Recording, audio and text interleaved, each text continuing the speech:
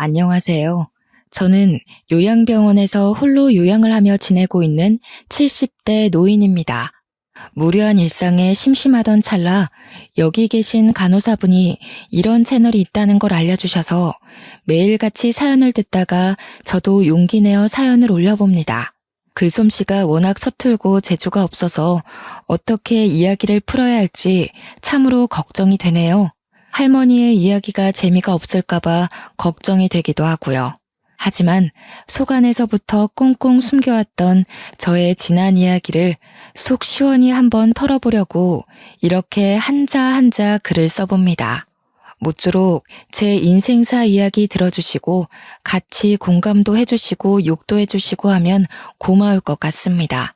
인생살이가 참 더덥다지만 이렇게 혼자나마 요양을 하고 있으니 마음 한구석이 시린 건 어쩔 수 없네요. 저도 처음부터 이리 외롭게 살진 않았습니다. 북적북적한 가족들과의 저녁 식사도 있었고 우리 아이 손잡고 꽃가옷을 사던 시절도 있었죠. 왜 홀로 요양원에서 지내는지 궁금하시려나요? 그럼 지금부터 이야기를 시작하겠습니다. 저에게는 믿기지 않으시겠지만 자식이 셋이나 있습니다. 각자 2살 터울씩인데 듬직한 아들 둘에 곱디고 온 딸 하나가 있죠. 남편이랑 얼마나 금슬이 좋았는지 대충 짐작이 가시나요? 없는 살림에 무리해서 자식을 셋이나 놓고 살 정도로 남편과 저는 행복했습니다. 우리 배는 고라도 자식들은 항상 배가 빵빵하게 먹이면서 그렇게 살았습니다. 그래도 막내딸을 낳았을 때 우리 형편은 꽤 좋았습니다. 자식들 아프면 병원 바로 데리고 갈 수 있고 자식들이 뭘 필요로 하면 바로 사줄 수 있는 그 정도의 형편은 되었죠. 우리 첫째 아이가 10살이 되었을 때까지 우리 가족은 하루하루가 늘 행복했습니다. 동생들을 챙기는 첫째와 가운데서 개구진 모습으로 늘 장난을 치는 둘째, 그리고 애교가 넘쳐 흐르는 막내까지. 하루가 이렇게 짧은가 싶을 정도로 아이들만 보고 있으면 시간 가는 줄 몰랐습니다. 우리 가족의 사이는 정말 좋았죠. 남들이 전부 인꼬 부부 사이에서 태어난 강아지 같은 놈들이라며 부러워했어요. 주말마다 웃음이 끊이지 않는 저희 집을 기웃거리는 동네 주민들까지 있었으니 말 다 했죠. 그런데 우리 가족의 행복은 평생 가지 못했습니다. 우리 첫째 아이가 10살을 맞은 그해 겨울 갑자기 남편이 심장마비로 세상을 떠나게 되어버렸죠. 아무런 예고 없이 찾아온 심장의 정지는 우리 가족들의 행복도 정지시키고 말았습니다. 아이들은 아빠의 부재를 실감하지 못했고 저는 남편의 몫까지 책임져야 하는 무거운 어깨를 가지게 되었습니다. 아빠가 멀리 일하러 간 것이라 생각하는 아이들은 밤마다 아빠와 통화를 하게 해달라며 저를 보채곤 했습니다. 그럴 때마다 아이들에게 눈에 힘을 주며 큰 소리를 내야 했던 제 심정을 다들 이해하실까요? 그때 왜 아빠를 찾는 아이들에게 좋은 말 한마디 못해주고 화를 내야만 했는지 저도 참 후회가 되네요. 하지만 그렇게 해야 아이들이 하루빨리 아빠를 잊고 제 마음을 이해해 줄 수 있을 거라 믿었습니다. 아이들 가슴에 아빠라는 존재를 꽁꽁 묻어버리게 하는 짓이라고는 생각하지 못했죠. 다행히도 심장마비로 죽었지만 보험금을 받을 수 있었고 그 보험금 몇 푼이 우리 아이들의 대학 등록금이라 생각하고 버텼습니다. 저는 첫째 아이가 10살이었지만 갓 30살을 넘긴 나이였기에 무슨 일이든 할 수 있을 거라 믿었습니다. 그때부터 저는 생계를 책임지기 위해 발빠르게 뛰어다녀야 했어요. 저에게도 안정이라는 게 필요했고 아이들에게도 현실에 적응할 수 있는 계기가 필요했기 때문이었습니다. 제가 일을 하고 바쁘게 살아야 우리 아이들도 저만큼 바쁘게 살 수 있을 거라고 생각했어요. 그 당시에 저는 세상에 혼자 남겨진 기분이었고 아이들이 은근히 짐덩어리처럼 느껴졌기 때문에 어떻게든 움직여야만 했습니다. 내가 자리를 잡아야 우리 아이들도 자리를 찾아갈 거라고 믿었던 탓이죠. 애들은 점점 크고 돈은 더 들어가니 어떻게 돈을 벌어야 하나 고민하던 찰나에 오랜 동네 친구가 저에게 땅을 사두라고 일러주더군요. 평택에 있는 땅인데 개발이 될 거라면서 저에게 미리 사둬야 싼값에 많은 이득을 볼 수 있을 거라고 했습니다. 저는 친구만 믿고 혹해서 땅을 사버렸습니다. 남편이 저와 아이들을 위해 남겨준 보험금을 탈탈 털어서 평택의 어느 땅이라 했는지 기억도 안 나는 임야를 사들였어요. 당시 평택 땅은 정말 값이 나가지 않았기에 보험금을 탈탈 털어 사면 꽤 많은 평수의 땅을 가질 수 있었습니다. 그때 땅을 직접 보고 샀어야 했는데 오랜 친구가 저의 뒤통수를 칠 거라는 생각은 하지도 못하고 땅을 구매했죠. 나중에서야 그래 나에게 땅이 있지 하는 마음에 찾아간 평택 땅은 정말 황무지였습니다. 아무것도 없는 넓은 대지. 그곳은 밭으로도 논으로도 쓸 수 없는 그냥 황무지 같은 넓은 땅뿐이었습니다. 상가를 지을래도 옆에 아무것도 없는 허허벌판에 건물 하나 있어 어디다 쓰겠습니까? 저는 허탈한 마음을 숨길 수가 없었습니다. 이게 어떤 돈으로 산 땅인데 이렇게 아무것도 없는 허허벌판이라니. 제 마음처럼 공허함만 가득할 뿐이었죠. 당장 생계를 꾸려야 할 돈을 털어 땅을 샀으니 제 수중에 돈이 얼마나 있었겠습니까? 남편과 함께 무리해서 구한 집을 팔 수도 없는 노릇이었기에 저는 바로 동네의 구직 자리를 알아보았습니다. 저희 동네에는 큰 시장이 하나 있었는데 그곳에 상인들을 대상으로 하는 배달 전문 식당이 하나 있었어요. 그곳은 홀 테이블은 4개밖에 없고 전부 배달 장사를 하는 곳이었습니다. 저에게는 어쨌든 돈이 필요했고 조금이라도 더 월급을 주는 곳에서 일을 하고 싶었기 때문에 물불 가리지 않고 그 식당에 취직을 했습니다. 식당 사장님은 손이 빠른 저를 좋아하셨고 저는 목이 수그러드는 것도 잊은 채 머리에 백바늘이고 시장 곳곳을 배달했습니다. 시장에 나무를 파는 할머니도 건어물을 파는 아저씨도 모두 저를 안타깝게 생각하셨지만 좋았어요. 제가 불쌍해질수록 한 푼 더 쥐어주는 돈이 저를 행복하게 만들었거든요. 아이를 셋이나 키워야 하는 저는 아침 식당이 문 열 때부터 상인들이 문 닫는 시장 마감 시간까지 열심히 뛰어다녔습니다. 그런 저를 상인들이 참 예뻐해 주셨죠. 하지만 좋은 마음만 가지고 예뻐해 주시는 분들도 있는 한편 그렇지 않은 사람들도 있었습니다. 제가 정말 진절머리나게 생각하는 나무를 파는 할머니가 한 분 계셨습니다. 그 할머니는 억척스럽게 장사를 하기로 유명하신 분이었는데 그래도 나물 하나는 기가 막히게 다듬어 파셔서 종종 사러 오는 단골 손님들이 있었죠. 할머니는 주변 상인들에게도 꽤 미움을 받는 분이셨습니다. 아나무인에 성질머리 더럽고 욕도 잘하고 10원 한 푼까지도 지옥 끝까지 쫓아가서 받아낸다고 유명했습니다.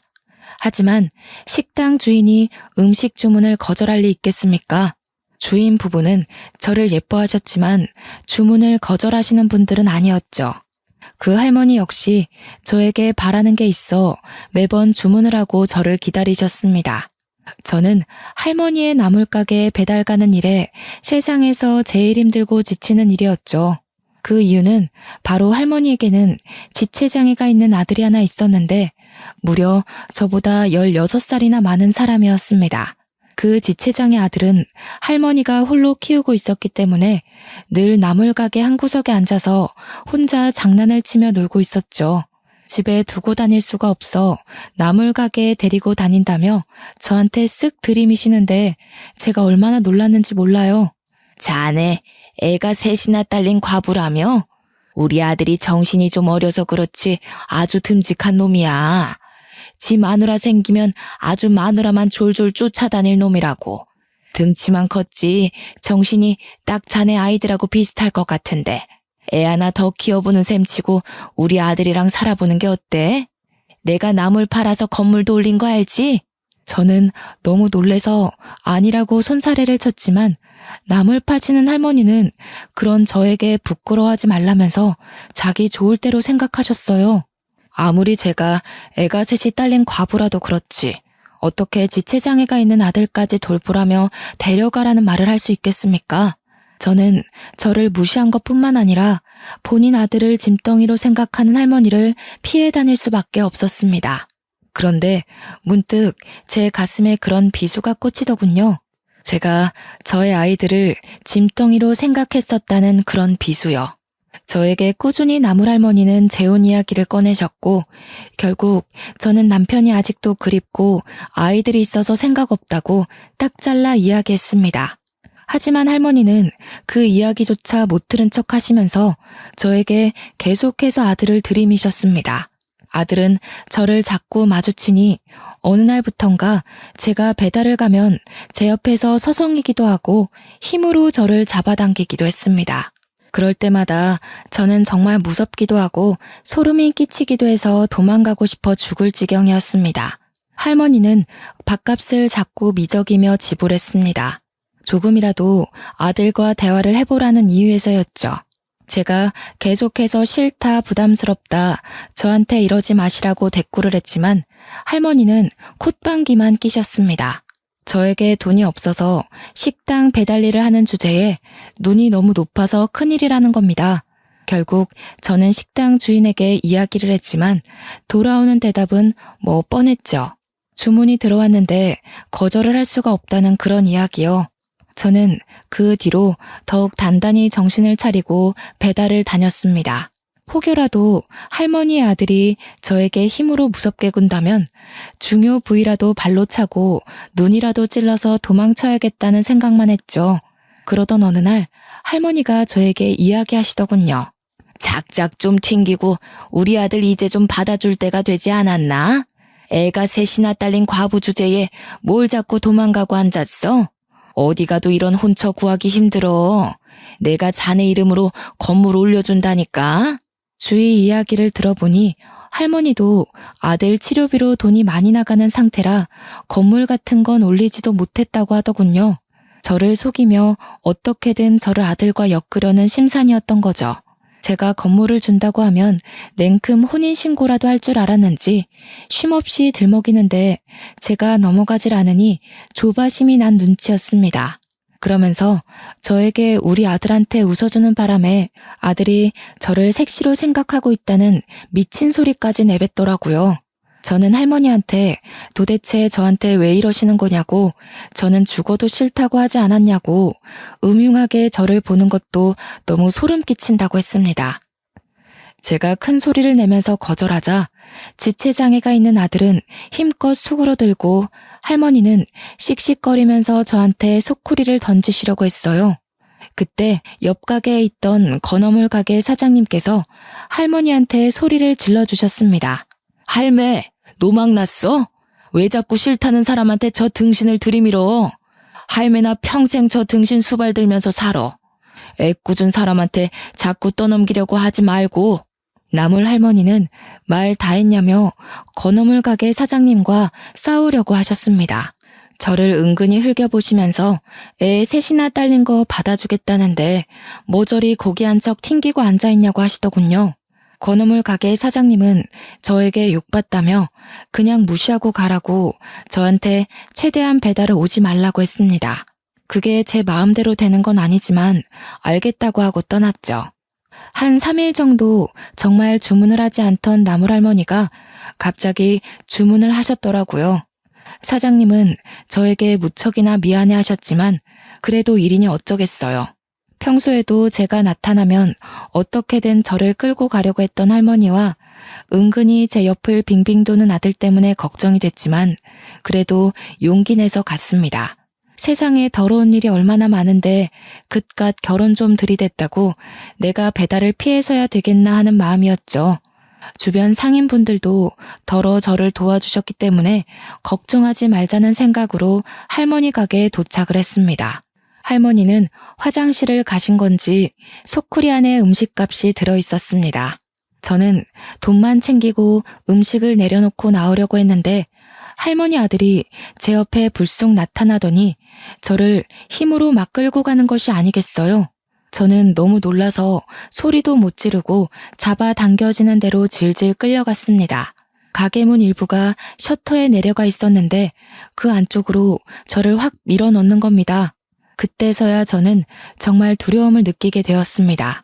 이곳에서 무슨 일이 일어나도 셔터 안쪽 어두운 공간이라 보이지도 않겠다 싶었거든요. 순간 할머니가 일부러 화장실을 간다고 자리를 비운 건가 싶기도 했습니다.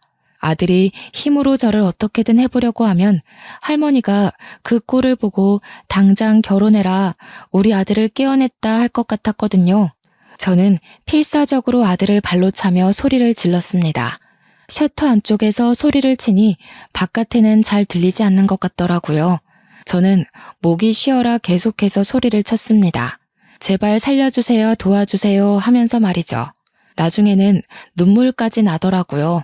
힘이 어찌나 센지 저한테 아무 말도 않고 죽죽 힘만 써대는데 정말 도망 다니고 발버둥 치는 것도 한계가 있다는 걸 알았습니다. 옆에 있던 건어물 가게 사장님이 가게 안쪽이 소란스럽자 무슨 일 있나 싶어서 오셨다가 제가 소리치는 걸 듣고 아들의 뒤통수를 때려주셨어요. 깜짝 놀란 할머니 아들이 건어물 가게 사장님을 째려보자 사장님이 근처 상인들 다 들으라고 큰 소리를 쳤습니다. 어디 지네 엄마한테 못된 것만 쳐 배워가지고 이따위 짓을 하냐면서 동네 사람들 다 이 집 피해 다니라고 고래고래 소리를 치셨어요. 그러자 음식을 시켜놓고 나타나지도 않던 나물할머니가 헐레벌떡 뛰쳐나오더니 아니 무슨 그런 소리를 하고 다니냐고 건어물 가게 사장님이랑 싸우더라고요. 저는 그때 확신했습니다. 나물할머니가 이 모든 일을 꾸며놓고 일부러 나타나지 않았다는 것을 말이죠.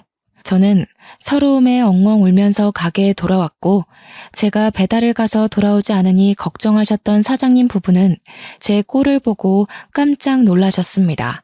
그러더니 저한테 미안하다고 진심으로 사과를 하시며 배달일에서 빼주시고 저를 주방으로 돌려주셨습니다. 다행히 인원을 더 뽑으려고 했었다면서 주방에서 일을 해주는 게 좋겠다고 했어요. 며칠 뒤에 나물 할머니가 가게까지 찾아와서 일을 어찌 이리 크게 만드냐고 그냥 우리 아들이랑 결혼하면 됐잖아 라며 적반하장으로 굴었습니다. 가게 사장님은 할머니에게 소금을 뿌리면서 노망난 할매 주문 안 받아줄 거라면서 아들을 보호소에 보내던지 하라고 소리치셨죠. 나물할머니는 끝까지 지체장애가 있는 아들을 받아주지 않은 제 탓을 하셨지만 주변 상인들은 모두 제 편을 들어주셨습니다. 그 뒤로 주방에서 저는 음식을 만들기 시작했습니다. 처음에는 외워야 할 레시피가 너무 많아서 힘들었지만 적응되니 안 보고도 술술 만들어낼 수 있겠더라고요. 식당 일이 끝나면 항상 남은 반찬들을 싸주시는 사장님 부부 덕에 애들 먹일 반찬과 밥을 넉넉히 챙길 수 있었습니다. 아이 셋을 키우느라 힘들지 하시면서 간혹 고기도 몰래 내어주실 때는 정말 제가 인복이 있는 사람이구나 하는 걸 느낄 수 있었죠.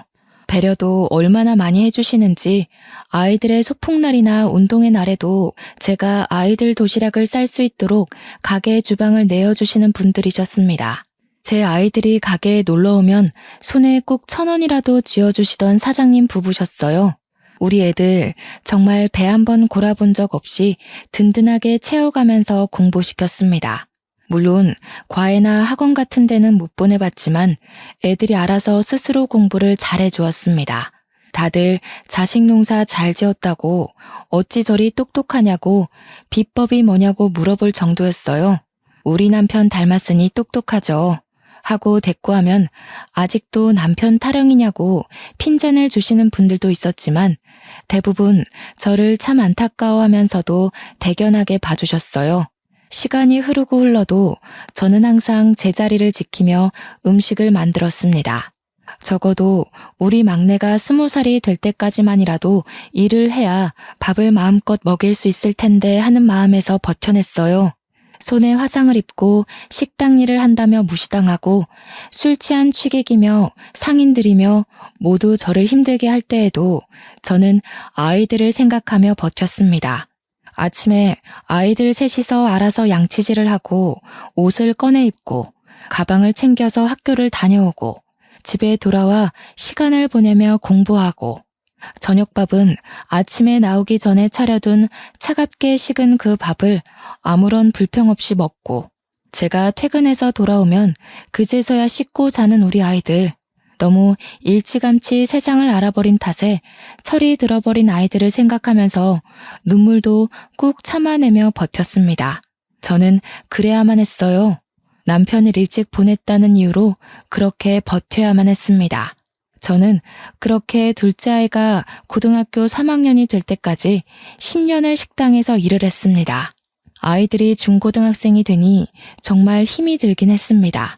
사춘기가 심하게 온 아이들은 엄마가 해준 게 뭐냐는 이야기를 서슴없이 내뱉기도 했고, 저에게 돈이나 내놓으라며 날강도 짓을 하기도 했습니다.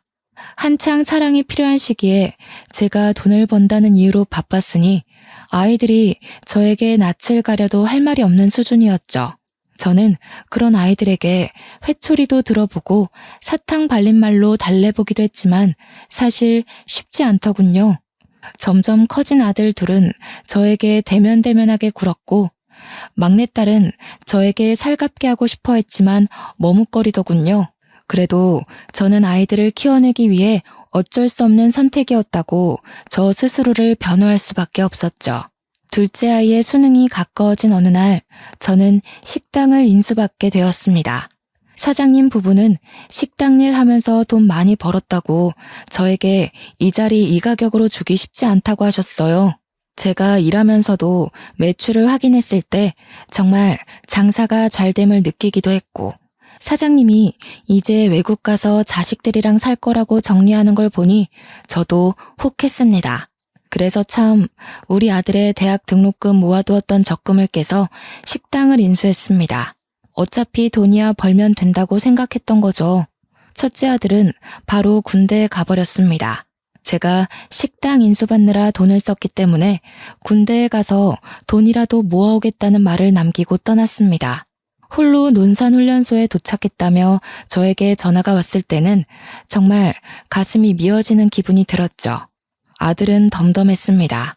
저에게 돈 많이 벌어두라며 군대에서 착실하게 모아오겠다며 대한민국 남자들은 누구나 가는 거라고 오히려 저를 안심시키더군요. 그러면서 저에게 그동안 말도 안 듣고 엇나가서 죄송하다고 했습니다. 저에게 대면대면했던 아들들이지만 그래도 공부 하나는 착실하게 했던 놈들이라 저는 그런 마음 갖지 말라고 했어요. 우리 아들과 딸 어디에 내놔도 자랑스럽고 든든하다고요. 첫째 아들이 대학 등록금이 부담스러워 군대에 떠나고 둘째 아들도 대학에 합격했습니다. 둘째 아들이 군대에 갈 땐 첫째 아들이 제대를 했고 막내딸도 대학에 들어가게 되었죠. 모두들 서울에 있는 학교에 철썩 붙어버린 덕에 자취 비용이 따로 들지 않았고 장학금도 근근히 챙겨와 부담되지 않았습니다. 무엇보다도 제가 인수한 식당은 여전히 잘 되고 있었고 저는 돈 걱정 없이 성인이 된 아이들을 지원할 수 있게 되었죠. 저는 장사를 하며 현금을 쓸어 모으기 시작했습니다. 왜냐하면 시장 특성상 현금으로 거래를 했기 때문입니다. 다들 주머니에서 현금을 꺼내 밥값을 결제해 주신 덕분에 제 통장 잔고도 점차 늘어났죠. 첫째 아들은 대학을 졸업하고 공무원 시험을 봐서 합격을 했고 둘째 아이도 대학 졸업을 마친 상태였습니다. 막내 또한 졸업을 앞두고 취업 준비를 하고 있었죠. 우리 가족에게는 어느 정도 여유가 생겼고 다시 화목해질 일만 남았다고 생각했습니다. 그런데 첫째 아들이 어느 날부턴가 저와 말을 섞지 않기 시작했습니다. 저는 다시 사춘기 시절의 기억이 떠올라 조금 아들이 무서워지기 시작했죠. 저에게 엄마가 해준 게 뭐가 있냐며 대들던 그 모습이 자꾸 떠올랐어요. 제가 눈치를 보기 시작하고 얼마 지나지 않아서 첫째 아들이 술에 취해 집으로 오는 날이 많아졌습니다. 공무원 일을 하면서 뭔가 힘든 게 있나 싶으면서도 아들은 저에게 속내를 털어놓지 않으니 자꾸만 신경이 쓰이곤 했습니다. 그렇게 날이 선 시간을 보내던 어느 날 국세청 세무조사가 나오더니 저에게 어마어마한 벌금과 세금을 물리더라고요. 이유인 즉슨 시장 특성상 현금 거래가 잦은데 제가 현금 영수증을 끊어준 적 없이 돈을 모두 가로챘다는 이유였습니다. 제가 세금을 내지 않았기 때문에 탈세를 했다는 이유였어요. 저는 단지 무식해서 몰랐던 것뿐인데 그걸 해야 된다는 걸 놓친 것뿐인데 저에게 벌금과 세금을 물리니 억울했습니다. 앞으로는 꼬박꼬박 할게요 라고 몇 번이고 용서를 구했지만 나랏일 하는 사람들이 호락호락하지 않더군요. 이전 사장님도 저와 똑같이 장사를 했는데 왜 저한테만 이러는지 이해를 할 수 없었지만 제가 잘못한 거라고 하니 참았습니다. 그런데 일이 거기서 끝이 아니었어요. 탈세는 제가 했는데 우리 첫째 아들에게도 꼬리표가 따라붙기 시작한 것이었습니다. 제가 탈세 혐의를 받자 세금 업무를 보던 아들은 근무하던 곳에서 엄청난 압박을 받았다고 하더군요. 그러더니 결국 버티지 못하고 그 귀한 공무원 자리를 내려놓고 허구한 날 집에서 술만 처먹다가 저를 원망하며 시간을 보냈습니다. 저 때문에 근무지에서 버틸 수가 없었다면서 왜 탈세를 했냐고 울면서 저에게 이야기를 하는데 저는 할 수 있는 말이 없었습니다. 제가 할 수 있는 일이란 아들에게 매일 아침 술값을 쥐어주고 출근하는 것뿐이었어요. 아들은 저에게 탈세한 더러운 돈이라고 하면서도 그 술값을 챙겨 술을 마셨습니다. 첫째 아들이 망가져가는 사이 둘째 아들은 중소기업에 취직해서 착실한 하루를 보냈고 막내딸은 백화점에 취직했습니다. 각자 자리에서 열심히 일을 하는 동안에도 첫째는 자긴 결혼도 못할 거라면서 술에 취해 살다가 간암에 걸리고 말았습니다. 술을 그렇게 마셔댔으니 당연히 몸이 성치 않을 것이라 생각을 하면서도 아들을 살피지 못한 제가 죄인이었죠. 일이 바쁘다는 이유로 술만 먹는 아들에게 잔소리 한번 못한 저는 간암이라는 아들의 말에 오열을 할 수밖에 없었습니다. 그때도 아들은 제 탓을 하더라고요. 엄마가 술값을 쥐어주지만 않았어도 이렇게 술을 먹지 않았을 거라고요. 나이 30살에 간암이라 하니 저는 정말 하늘이 무너지는 기분이었습니다. 우리 아들 나이에 저는 과부가 되었는데 우리 아들은 나이 30살에 간암에 걸리는구나. 이게 무슨 개떡 같은 운명인가 하면서요. 저는 현실을 잊고 싶어 더욱 식당 일에 매달렸습니다. 그럴수록 우리 아들은 말라갔고 죽어갔습니다. 결국 투병 생활을 하느라 저는 모아두었던 모든 돈을 꺼내어 최고의 의료진에게 치료를 받을 수 있도록 노력했습니다. 하지만 아들은 이미 자기 인생을 비관하기 시작했고 살 이유가 없다면서 하나둘 손에서 모든 걸 놓았습니다. 살아내려는 의지가 없으니 당연히 병마와의 싸움에서 지고 말았습니다. 투병 2년 만에 우리 아들은 아버지가 있는 하늘나라로 떠나버렸죠. 저는 큰아들을 그렇게 보내고 하염없이 울었습니다. 하늘은 뭐가 그리 급해서 우리 아들 한창 나이에 데려가느냐고. 내가 이렇게 고생고생하며 하루를 버티고 사는데 어찌 이런 시련을 주시냐고 원망을 했죠. 하지만 시간은 또 흐르더군요. 첫째 아들이 그렇게 허망하게 세상을 떠났지만 그래도 뱅뱅 도는 시계는 여전히 움직이고 있었습니다. 둘째 아들과 막내딸도 나이가 차니 결혼을 하겠다고 했습니다. 저는 첫째 아들이 죽은 것이 마음속 깊이 상처로 남았지만 며느리도 생기고 사이도 생기니 다시 일어날 수 있었습니다. 새 출발을 한다는 마음으로 살아보기로 결심했죠. 손주들 많이 낳고 북적북적하게 잘 살아다오 하는 말로 두 아이를 시집장가 보냈습니다.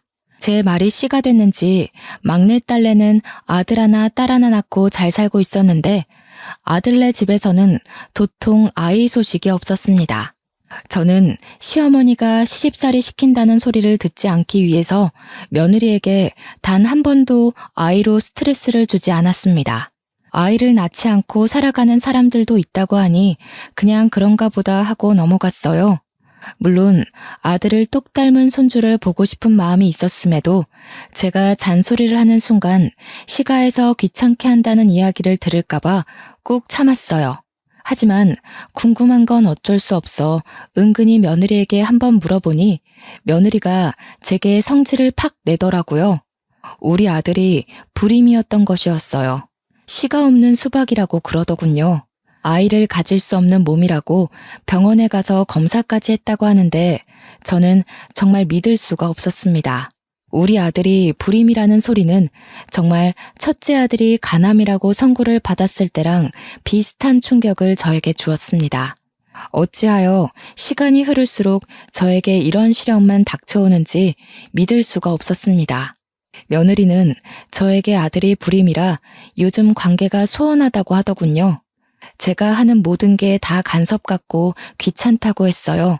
저는 그런 며느리에게 아무 말도 해줄 수가 없었습니다. 우리 아들이 불임인데 제가 뭐라 위로를 덧붙이겠나요? 며느리에게 바깥에서 아이를 낳아오라고 할 수도 없는 처지 아니겠습니까? 저는 모든 걸 감내하며 버텨야 된다고 생각했습니다. 시간이 지날수록 통장 잔고는 불어나지만 외로워지는 건 어쩔 수가 없었습니다. 그런데 이 불임인 아들놈이 아주 미친 짓을 하고 다녔더라고요. 며느리랑 관계가 소원해지니 다른 곳으로 눈을 돌렸던 것이죠. 바람을 피고 다니다가 며느리에게 딱 걸리고 말았던 것입니다. 지 말로는 씨 없는 수박이라 바람을 펴도 들킬 일 없을 거라고 생각했다며 변명을 하는데 정말 이게 제가 알던 아들이 맞나 싶었습니다. 어떻게 그런 이유로 바람을 필 수가 있습니까? 며느리는 아이도 못 가지는 걸 받아들이면서 살고 있었는데 며느리가 몇 개월을 단단히 벼르고 있었는지 증거 자료까지 아주 빼도 박도 못하게 준비를 했더군요. 결국 아들은 집에서 쫓겨나고 저희 집으로 오게 되었습니다. 바보 천치 같은 놈을 저는 어쩔 수 없이 받아줄 수밖에 없었죠. 아들이 저희 집으로 오고 며칠 지나지 않아 소장이 날라왔습니다. 이혼 소송에 위자료까지 싹 물어주고 재산 분할까지 해주고 나니 아들은 빈털터리가 되었습니다. 그 와중에 며느리는 아들과 바람핀 여자에게 상간녀 소송까지 걸었더군요. 어느 날 모르는 여자가 집에 찾아와 저에게 상간녀 소송에 걸렸다고 해서 알았습니다. 저도 당신 아들이 유부남인지 모르고 속아서 만났던 거예요. 제가 왜 상간녀 소송에 걸려야 하는지, 이 돈을 물어내야 하는지도 모르겠거든요. 저도 사기당한 거니까 당신 아들이 돈 물어내게 하라고요.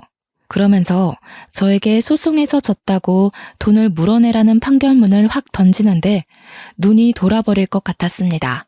어디 유부남이 총각 행세를 하고 여자를 꼬시고 다닌단 말입니까? 저는 아들이 정말 미친놈처럼 보였습니다. 아들은 결국 상간녀에게 돈까지 쥐어주고 말았죠. 덕분에 빈털터리가 되었습니다. 저는 이 꼴이 어딘가 익숙했습니다. 우리 첫째 아들 생각이 나더라고요. 그래서 둘째에게 이야기했습니다. 절대 술은 먹지 말라고. 너네 형 생각해서 술은 먹지 말라고 했습니다. 하지만 그게 쉬운 일은 아니었습니다. 아들과 며느리는 같은 회사에서 만나 연애를 하고 결혼을 했던 터라 아직도 같은 회사에 다니고 있었거든요. 미리 준비했던 며느리는 남편이 불륜을 저질렀다는 사실을 회사에 이야기했고 결국 아들은 회사에서도 쫓겨나고 말았습니다. 모든 걸 다 잃어버린 아들은 망연자실할 수밖에 없었죠. 퇴사 명령을 받고 퇴직금 몇 푼 챙겨 나온 아들은 집 밖으로 나오길 거부했습니다. 저는 아들에게 식당 일이라도 도우며 살라고 했지만 아들은 들은 척도 하지 않았습니다. 저에게도 그리 힘들었던 시절이 있었기에 아들 스스로 알을 깨고 나오기를 기다려주기로 마음을 먹었죠. 딸은 그때까지도 백화점에서 여전히 일을 하고 있었는데 애를 둘이나 낳고 워킹맘으로 사는 게 쉬운 일이 아니라며 고민을 하고 있었습니다. 큰아들이 죽은 지 1년도 지나지 않아 둘째까지 사고를 친 마당에 막내딸이 저에게 돈을 빌려달라고 하더군요. 저는 이미 탈세 때문에 세금을 나눠서 내고 있었던 중이라 큰 돈을 내어줄 만한 상황이 되지 않았습니다. 그래서 딸에게 솔직하게 이야기해라. 얼마가 필요하고 어떤 일 때문에 그러냐고 물어봤습니다. 딸은 우물쭈물하면서 저에게 실토했죠. 사실은 남편 몰래 빚이 좀 있어서 그래요. 돈 좀 빌려주세요. 아니, 사위 몰래 빚을 질 일이 뭐가 있어. 사위가 돈을 안 벌어다 주는 것도 아니고 애들 키우면서 빠듯한 것도 아니지 않니? 엄마, 그냥 돈 좀 빌려주면 안 돼요? 엄마 현금 쓸어 담는다고 소문났던데 그거 세금도 나눠서 내는 거잖아. 나 진짜 급하단 말이야. 뭐 때문인지 정확하게 모르는데 내가 다짜고짜 빌려줄 순 없다. 백화점에서 일하면서 명품을 얼마나 많이 보는지 알아요? 다들 하나씩 팩 하나 들고 있는데 나만 없더라. 그게 너무 초라해서 몇 개 샀어. 근데 돈이 없어서 대출 받아서 샀어. 됐어? 딸이 하는 말은 정말 충격적이었죠. 사치에 눈이 멀어서 대출을 받아서 명품백을 샀다는 것이었어요. 그것도 몇 개씩이나요. 저는 그게 변명인 걸 알았지만 잔소리할 경황이 없었습니다. 남들과 비교해대며 그들은 하나씩 있는데 나만 없어서 샀다는 말 자체가 너무 어이가 없고 믿기 힘들었습니다.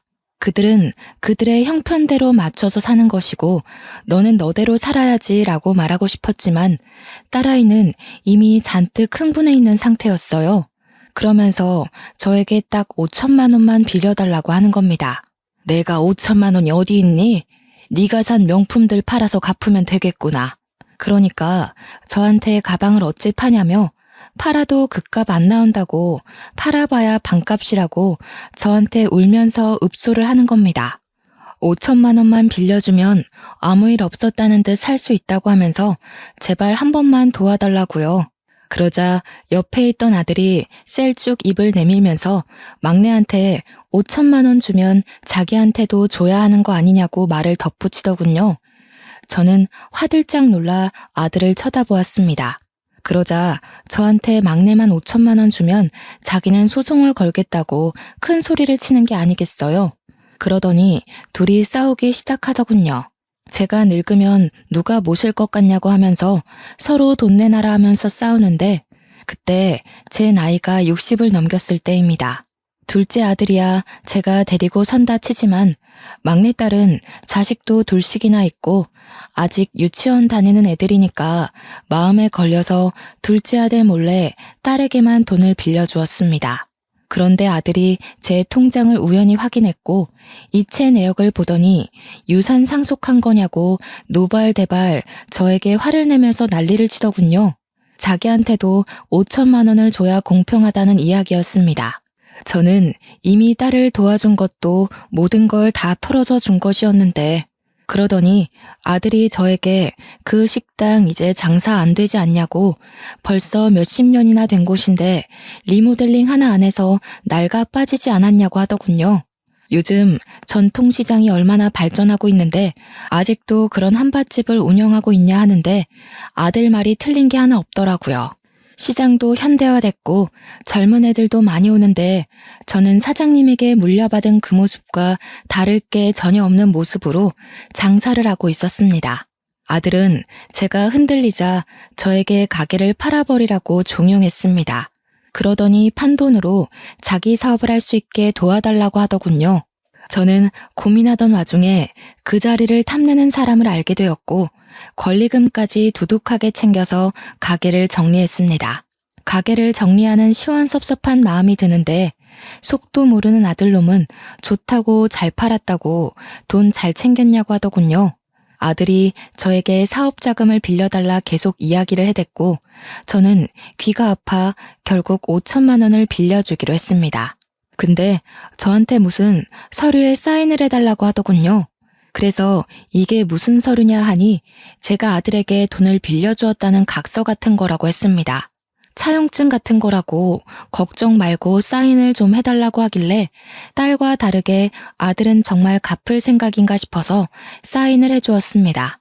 그렇게 아들은 사업을 시작했고 엄청나게 바쁘게 지냈습니다. 그렇게 또 시간이 흐르고 평온한 노후를 보내던 어느 날 집에 갑자기 사람들이 쳐들어오더니 내 남편과 함께 마련한 집에 빨간 딱지를 붙이더라고요. 알고 보니 아들이 저에게 사인하라 했던 그 서류가 차용증이 아닌 보증 서류였던 거였죠. 미친놈이 사업보증으로 절 세우고 돈 다 해먹고 잠수를 타버린 겁니다.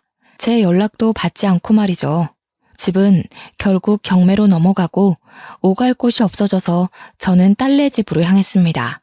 딸 집 앞에서 벨을 누르니 저한테 여긴 왜 왔냐고 묻는데 가슴이 철렁하더라고요. 갈 데가 없어서 왔다고? 오빠한테 보증을 서줬다고? 근데 왜 나를 찾아와, 엄마? 돈은 오빠한테 해주고 빚 남으니까 나한테 온 거야, 지금? 무슨 소리를 하는 게야. 내가 너한테도 5천만 원 해줬잖아.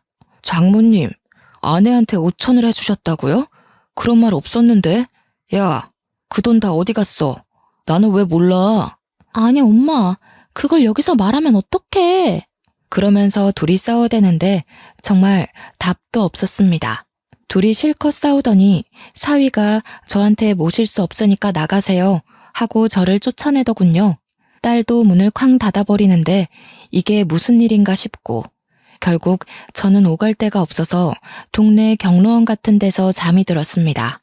다음날 아침에 일찍부터 온 주민센터 직원이 저에게 여기서 뭐 하시냐고 하길래 부끄러워 도망치려 했습니다. 그러자 저에게 갈 데가 없으시냐면서 노인 쉼터라는 곳을 소개시켜 주었습니다. 저처럼 자식들에게 버림받고 오갈 데가 없는 할머니들이 지내는 곳이었어요. 그곳에서 저는 6개월을 지냈습니다. 하지만 자식들에게는 연락 한 통 오지 않았습니다. 모든 걸 포기하고 살던 그때 TV 뉴스에 평택에 신도시가 들어온다고 뜨는 게 아니겠습니까? 땅값이 어마어마하게 올랐다고 앵커가 떠들어대는데 제 귀에 들려오는 건 10배 이상의 차익뿐이더군요. 저는 바로 평택으로 가서 부동산을 죄다 뒤졌습니다. 제 땅이 딱 신도시 아파트가 들어오는 알박기 자리라고 시세보다도 더 많이 받을 수 있다고 하더군요. 저는 바로 큰 건설업체 대표와 미팅을 하게 되었고 엄청 비싸게 그 땅을 팔아치울 수 있었습니다. 돈이 생긴 저는 바로 제 이름으로 되어 있는 빚을 갚고 남편과 함께 살았던 그 집을 찾아올 수 있었습니다. 그래도 수중에 10억 이상이 남더라고요. 제가 빚을 갚은 걸 어찌 알았는지 그제서야 아들이 저에게 연락이 오더니 돈 좀 달라고 하길래 저는 누구시냐고 했습니다. 저는 아들 없다고 하니 저에게 거품을 물고 달려드는데 바로 경찰에 신고를 해버렸어요. 노인을 괴롭힌다고 신고를 하고 났는데 주민센터 직원이 제가 몇 개월을 쉼터에서 버틴 것까지 증언을 해주어서 경찰은 제 편을 들어주었습니다.